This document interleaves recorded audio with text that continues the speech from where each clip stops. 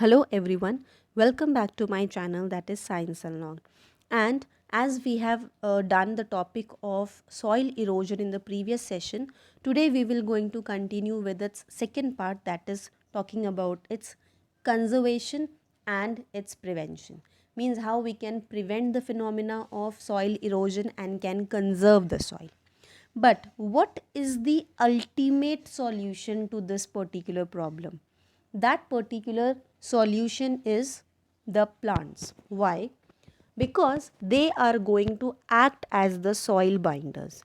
And over here, the major part which will be played by plants is actually the roots, which is the part of the plant which is playing the major part. And this thing will going to keep the soil intact and connected at a particular place so that the different agents of soil erosion cannot act on the soil. Eventually the soil will not be removed from the particular region and the whole phenomena of soil erosion will be conserved.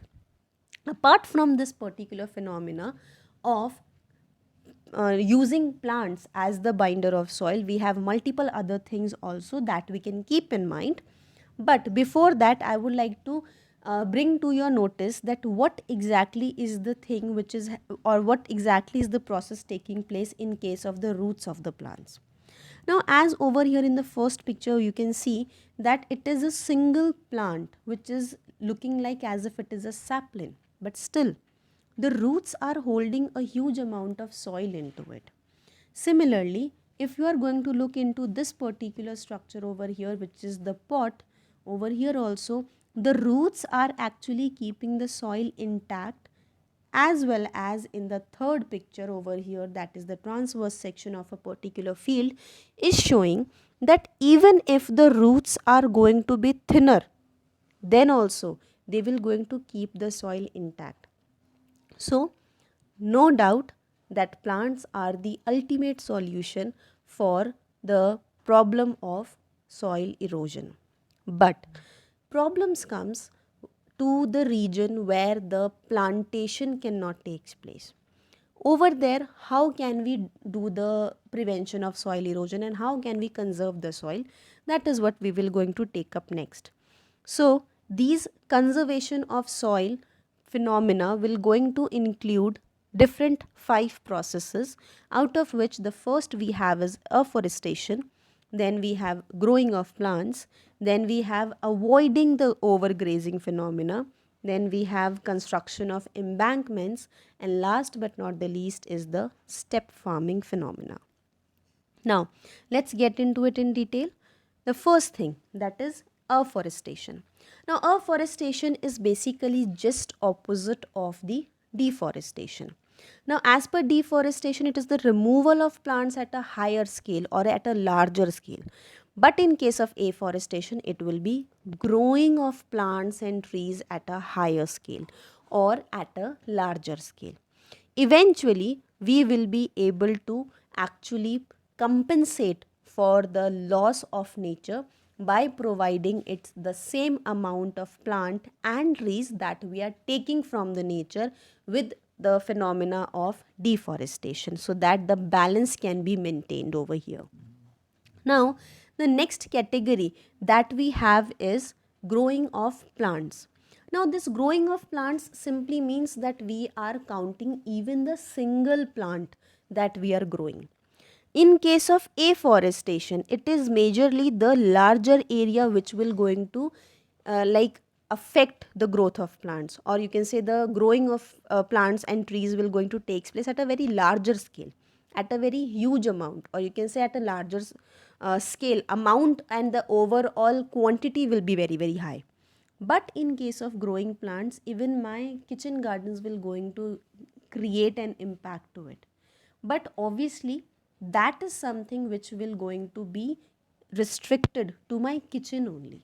It will not going to impact the soil which is there in the field.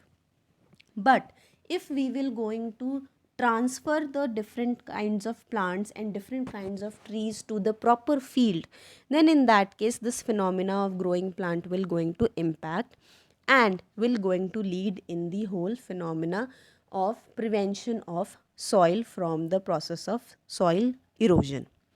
Now, the next thing comes up over here is that all the different kinds of agricultural production that we have will also be a part of this phenomena, but it will going to be majorly impacted because of the non agricultural plants, because that will going to be in that particular area for a longer duration as compared to agricultural products, because over there we have the phenomena of sowing the seeds, then harvesting them, over where the product or that particular land will going to be barren for a long area. So the whole phenomena will be impacted in a wider scale. But when we talk about the non agricultural plants, so in that case it will going to be a long lasting impact. Next we have is the avoiding the phenomena of overgrazing. So we know this thing, that what is overgrazing, where we are going to allow the different cattle to feed on a particular ground for a very long time, and again we are going to do the same thing. So now we have to do just opposite of that, that either we are going to switch to different places, or what we are going to do is we are not going to go for the grazing purpose again and again in that particular area. We will going to allow that particular field to get replenished with some new grass or some new component which the particular land can provide us as a product or as a resultant, so that we can use it for the purpose of grazing. So what we need to take care of is that either we are going to switch to different places, or we are going to take care of the time duration for which we are going to use a particular land for the purpose of grazing. Now, next aspect over here is the construction of embankments.